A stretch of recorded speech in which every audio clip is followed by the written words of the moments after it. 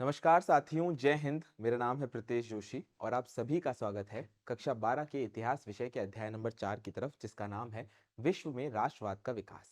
इस पूरी के पूरे अध्याय में हम समझने की कोशिश करेंगे कि पूरी के पूरे विश्व के अंदर ऐसी कौन कौन सी घटनाएं हुई जिस वजह से राष्ट्रवाद का उदय जो है वो पूर्णतः हो रहा था। इस अध्याय के अंदर हमने सबसे पहले भाग नंबर 1 के अंदर देखा अमेरिकी स्वतंत्रता संघर्ष। भाग नंबर 2 में हमने समझा था फ्रांसीसी क्रांति। भाग नंबर 3 में हमने देखा था नेपोलियन बोनापार्ट का उदय और साथ साथ में उसका पतन किस प्रकार हुआ। अब नेपोलियन के पतन के साथ साथ ही हमें देखने को मिलता है कुछ परिवर्तन बड़े बड़े हमें यूरोप के क्षेत्र में देखने को मिल रहे थे। और उन परिवर्तनों में से जो सबसे इंपॉर्टेंट था वो आज हम इस पार्ट के अंदर पढ़ने वाले हैं, वो है जर्मनी का एकीकरण। चलिए तो समझने की कोशिश करते हैं जर्मनी के एकीकरण को। जर्मनी का राजनीतिक एकीकरण। जर्मनी के एकीकरण की शुरुआत राइन परिसंघ से हुई थी। राइन परिसंघ हमें देखने को मिलता है 39 यानी 39 राज्यों का एक परिसंघ था, जो कि हमें देखने को मिलता है सब राइन परिसंघ के नाम से पूरी तरीके से बनाया गया था। ये जो राइन परिसंघ बनाया गया था, यह संघ नेपोलियन बोनापार्ट की विजय का एक स्वाभाविक परिणाम था। और हमें यहाँ पर देखने को मिलता है कि जो नेपोलियन का शासन था वो अपने आप में एक तरीके से हमें देखने को मिलता है कारण था जर्मनी के एकीकरण का। इस संघ का निर्माण वियना कांग्रेस की बैठक में 39 राज्यों को मिलाकर हुआ था। ऑस्ट्रिया इस संघ का अध्यक्ष था और प्रशा जो था वो इसका अध्यक्ष बन गया। अब हमें देखने को मिलता है ऑस्ट्रिया उस समय के तौर पर, अगर मैं कहूं कि साहब जो पूरी की पूरी यूरोप के अंदर स्थिति थी, अगर कोई राजनीतिक केंद्र था पूरे की पूरे यूरोप का, अगर आपसे पूछ लिया जाए साहब कि उस समय पर यूरोप का राजनीतिक केंद्र जो था वो आपका ऑस्ट्रिया था। राजनीतिक केंद्र जो था वो पूर्णतः आपका ऑस्ट्रिया था। तो भाई ऑस्ट्रिया हमें देखने को मिलता है इस पूरी की पूरी परिसंघ का अध्यक्ष बन जाता है और उपाध्यक्ष के तौर पे हमें प्रशा देखने को मिलता है। प्रशा प्रशिया ये हमें देखने को मिलता है। आज का जो जर्मनी है, बड़ा जो भूभाग है जर्मनी का, वो प्रशा के नाम से जाना जाता था, तो वो तो बन गया उपाध्यक्ष। अब यहाँ पर स्थिति हमें देखने को मिलती है कि जो राजनीतिक बैलेंस है वो पूर्णतः उलट रहा है। क्यों?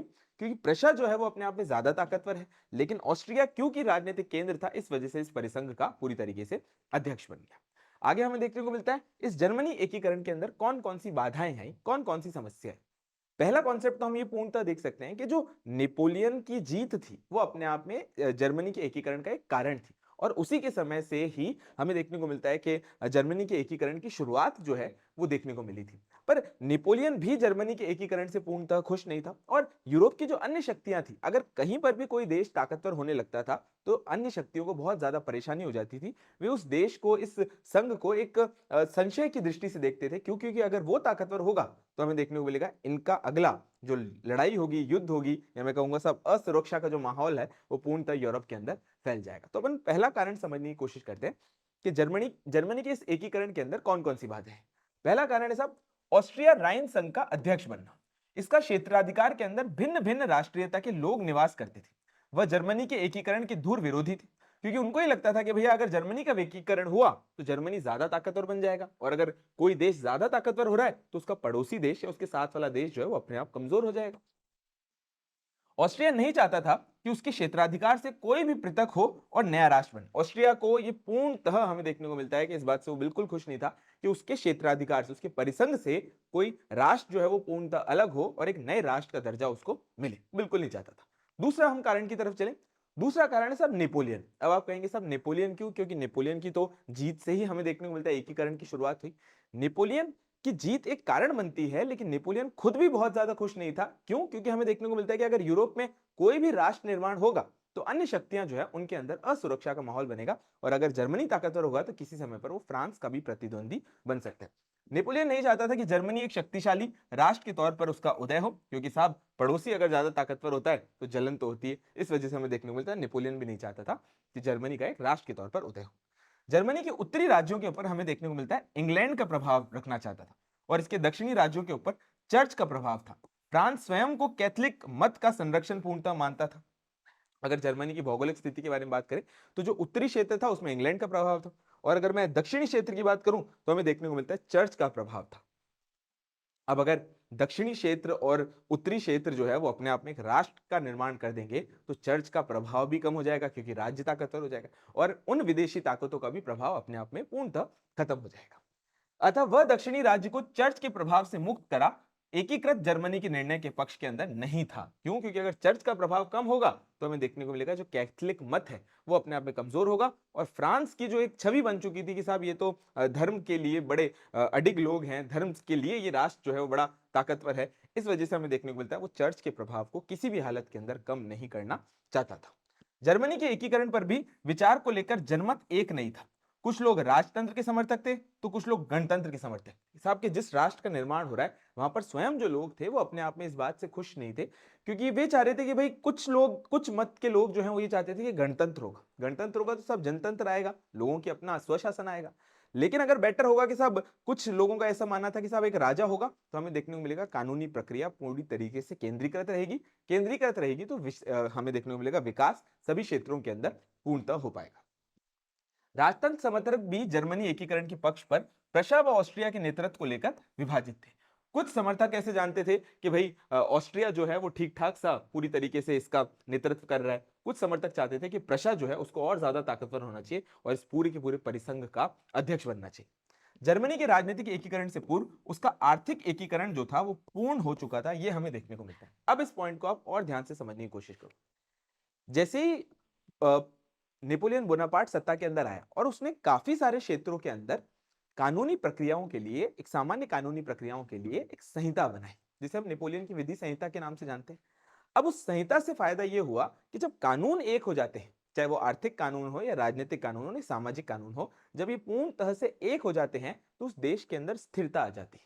और इसी वजह से हमें देखने को मिलता है कि जर्मनी का आर्थिक एकीकरण जो था वो पूर्णतः हो चुका था, क्योंकि ये जो संघ थे, जो परिसंघ बना था वो आपस में बड़ी आसानी से व्यापार पूर्णतः कर सकते थे। जॉल्वेरन नाम का एक संगठन बन गया जिससे हमें देखने को मिलता है मुक्त व्यापार जो था वो बड़े स्तर पे फला फूला।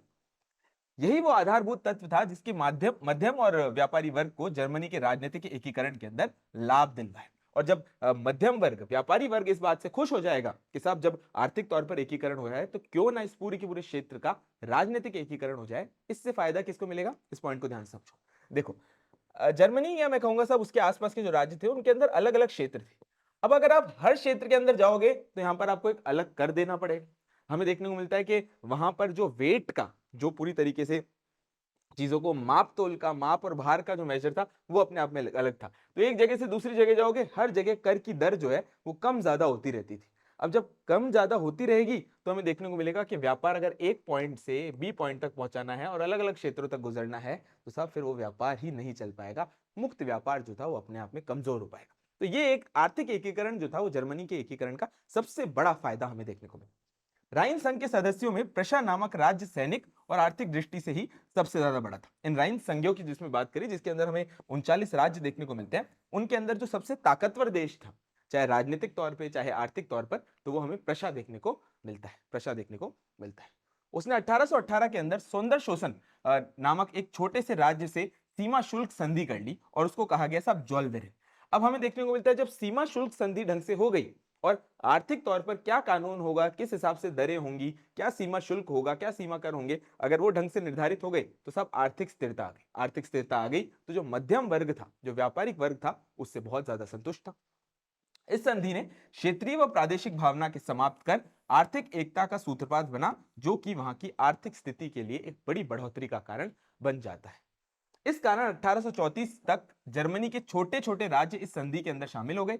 इस संधि ने आर्थिक एकीकरण को पूर्ण कर दिया और दूसरी ओर हमें देखने को मिलता है जर्मनी का क्रूर तंत्र जो था वो कोयले और लोहे से पूर्णतः बढ़ा था। अब आप इस बात को बिल्कुल कॉन्सेप्ट टू कॉन्सेप्ट समझो। देखो, आर्थिक तौर पर एकीकरण कैसे हुआ? जब जॉल्वेरन आ गया, सारे के सारे छोटे राज्यों के अंदर एक सामान्य सीमा शुल्क की स्थिति पूर्णतः आ गई।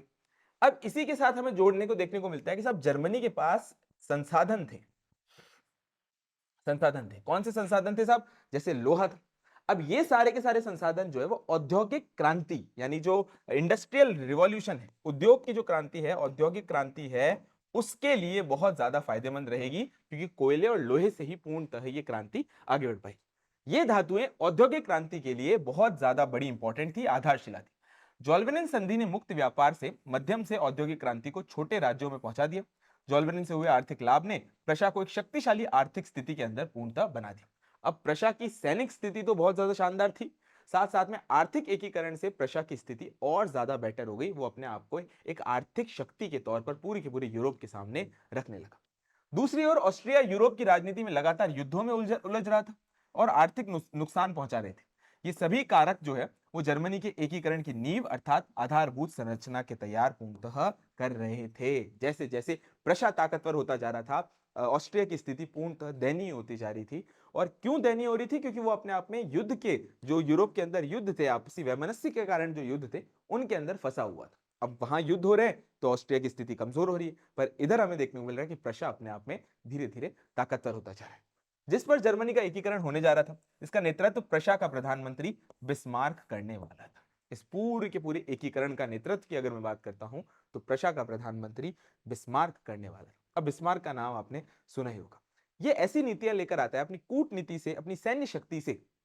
हमें देखने को मिलता है कि जर्मनी का एकीकरण करता है, और चाहे फ्रांस हो या फिर हमें देखने को मिलता है डेनमार्क हो, इन सभी को पूर्णतः हराकर और यूरोप के अंदर एक ताकत के तौर पर बनाता है। तो साहब बिस्मार्क का बड़ा योगदान है जर्मनी के एकीकरण के अंदर। तो चलिए समझते हैं साहब बिस्मार्क का योगदान। जर्मनी के एकीकरण जो था वो प्रशा राज्य के नेतृत्व के अंदर हो, क्योंकि सबसे ताकतवर सैन्य शक्ति और आर्थिक शक्ति के तौर पर प्रशा ही था। प्रशा के सम्राट ने विलियम प्रथम ने बिस्मार्क को प्रधानमंत्री नियुक्त किया। प्रशा का जो सम्राट था विलियम प्रथम ने, उसने पूर्णतः बिस्मार्क को प्रधानमंत्री नियुक्त किया। जैसे हमारे यहाँ पर भी राष्ट्रपति होता है, प्रधानमंत्री होता है, तो उसी तरीके से देखने को मिलता है जो टाइटुलर हेड होगा, प्रतिनिधित्व तौर पर करेगा, वो तो आपके राष्ट्रपति हो जाएंगे। वैसे असली ताकत किसके पास होती है? प्रधानमंत्री के पास होती है। उसी तरीके से प्रधानमंत्री बिस्मार्क बन चुका था, और चाहे राजनीतिक हो चाहे आर्थिक हो, सारे के सारे फैसले लेने की ताकत बिस्मार्क के पास थी। बिस्मार्क राजतंत्र में विश्वास करने वाला एक चतुर राजनीतिज्ञ था, अंतरराष्ट्रीय मामलों का जानकार तथा कूटनीतिक कुशलता से परिपूर्ण व्यक्ति का धनी था। बिस्मार्क के पास कूटनीति, अगर मैं कहूंगा साहब डिप्लोमेटिक ताकत इतनी ज्यादा थी कि उसने सारी की सारी शक्तियों को अपने अधीन कर लिया था। बिस्मार्क सैनिक शक्ति के माध्यम से जर्मनी के एकीकरण राजतंत्र के नेतृत्व करने का इच्छुक था। जर्मनी के एकीकरण को इन 3 युद्धों में समाहित किया जाता है। अब मैं आपको इन 3 युद्धों के बारे में बताता हूं, जिसने जर्मनी की तस्वीर बदल दी और जो आसपास के राज्य थे उनको पूर्णतः हरा दिया, कमजोर करते। इस टेबल के माध्यम से अब अपन इन तीनों युद्धों को समझने की कोशिश करते हैं, और ये जो युद्ध थे उसने जर्मनी के एकीकरण के पूरा जो प्रक्रिया थी उसको संपूर्ण करा। तो पहला युद्ध कौन सा है? सब पहला युद्ध है डेनमार्क से युद्ध। अभी जो डेनमार्क से युद्ध क्यों हुआ? क्योंकि भाई स्थिति ये देखने को मिल रही थी कि यूरोप की एक बड़ी ताकत में से एक डेनमार्क भी था। ऑस्ट्रिया से भविष्य में होने वाले युद्ध के लिए आधारशिला तैयार की गई, क्योंकि अगर ऑस्ट्रिया से आने वाले समय में कोई युद्ध होगा तो डेनमार्क उसकी पूर्णतः मदद करेगा। तो क्यों ना पहले युद्ध के अंदर डेनमार्क को हरा दिया जाए। और मेरे को देखने को मिलता है कि जब ये पूर्णतः जितने भी युद्ध हो रहे थे तो जर्मनी यानी कि प्रशा कहूंगा, प्रधानमंत्री बिस्मार्क जो है वो अन्य देशों की सहायता ले रहा था, फ्रांस की भी पूर्णतः सहायता ले रहा था। यहां पर देखने को मिलता है इसके अंत में गेस्टाइन की संधि होती है, जिसमें डेनमार्क, प्रशिया और ऑस्ट्रिया के मध्य पूरी की पूरी संधि होती है, जिस जो एक पहली आधारशिला बनती है इस प्रक्रिया की। पहला ऐसा स्टेप था जिसने पूरी की पूरी जर्मनी के एकीकरण को शुरुआत करवाई। दूसरा हमें देखने को मिलता है ऑस्ट्रिया का युद्ध। ये हुआ 1866 के अंदर, इसको सेडोवा का युद्ध भी नामा जाता है।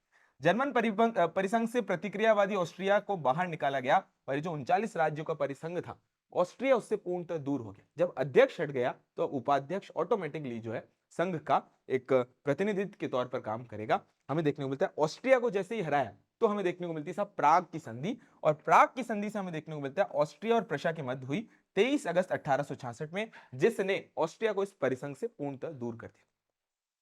अब जर्मनी की यानी प्रशा की स्थिति धीरे धीरे बेहतर हो रही थी, लेकिन अभी भी उसका एक युद्ध होना बाकी था, एक ऐसा युद्ध होने बाकी था जो उसके एकीकरण की प्रक्रिया को पूर्णतः बड़ी आसानी से सॉल्व कर देगा, सारी की सारी समस्याओं का समाधान कर देगा। पर ये युद्ध होने किससे वाला था? ये युद्ध होने वाला था किससे? साहब फ्रांस से। इस युद्ध का नाम है साहब, फ्रांस से युद्ध होने वाला था, इसका नाम है सेडान का युद्ध, जो कि 1870 में हुआ। दक्षिणी और उत्तरी जर्मनी राज्यों को मिलाकर जर्मनी के एकीकरण यहां पर पूरा हुआ, और फ्रांस के पास जो कब्जे किए हुए क्षेत्र थे जर्मनी के, उनको वापस से यहां पर पूर्णतः ले लिया गया। यहां पर हमें फ्रैंकफर्ट की संधि देखने को मिलती है, फ्रांस व प्रशा के मध्य 26 फरवरी 1871 को हुई, और इस संधि ने सारी की सारी स्थिति को साफ कर दिया। जर्मनी एक राष्ट्र के तौर पर पूर्णतः उभर चुका था। अब इन तीनों युद्धों को अपन और थोड़े इलेबोरेशन के तौर पर पढ़ते हैं और समझने की कोशिश करते हैं। पहला युद्ध साहब डेनमार्क से युद्ध। जर्मन संघ की 2 रियासतें श्लेविक और साथ साथ में हॉलस्टाइन पर डेनमार्क का अधिकार था। क्योंकि डैन प्रजाति जो थी वो डेनमार्क से जुड़ी हुई थी, और इन दोनों क्षेत्रों के अंदर हमें देखने को मिलता है कि काफी ज्यादा प्रभाव था डैन प्रजाति का, अतः वे जर्मनी के एकीकरण के विरोधी थे। दूसरी ओर जर्मन प्रजाति एकीकरण की पक्षधर थी। तो हमें देखने को मिलता है जो भाषाई तौर पर, ये मैं कहूंगा जो संस्कृति तौर पर एक अलगाव था, उससे जर्मनी को फायदा मिला और डेनमार्क से युद्ध पूर्णतः जीत पाई। 1852 में लंदन के अंदर संधि में डेनमार्क ने दोनों रियासतों को डेनमार्क में कभी नहीं विलय करने की बात करी, स्वीकार ली। बावजूद इसके 1853 में डेनमार्क के शासक फ्रेडरिक ने दोनों रियासतों के ऊपर अधिकार कर लिया और ये एक तरीके से जो लंदन की संधि थी उसका पूर्णतः उल्लंघन था। राजा ने कहा था कि नहीं करेंगे संधि के अंतर्गत, पर उसके ऊपर पूर्णतः अधिकार करेंगे। बिस्मार्क ने अपनी कूटनीतिकता का परिचय देते हुए इस मौके को भविष्य में ऑस्ट्रिया से युद्ध का आधार बनने का निश्चय किया। उसने ऑस्ट्रिया को दोनों रियासतों को लेकर डेनमार्क के विरुद्ध अपने पक्ष कर लिया और देखने को मिलता है सब शुरुआत वाले जो पहला युद्ध हुआ, डेनमार्क के विरुद्ध युद्ध हुआ, तो ऑस्ट्रिया को उसने एक मोहरे के तौर पर इस्तेमाल करके अपने साथ पूर्णतः मिला लिया। फरवरी 1864 में ऑस्ट्रिया और प्रशिया की संयुक्त सेना ने डेनमार्क को हरा दिया।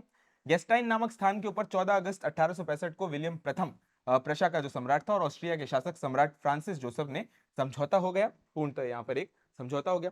इस समझौते की शर्तें भविष्य में ऑस्ट्रिया और प्रशिया के मध्य युद्ध का आधार बनने वाली थी। क्या क्या शर्तें थी साहब? होलिस्टाइन अधिकार जर्मन जाति वाला रियासत ऑस्ट्रिया और स्लेविक प्रशा को मिला।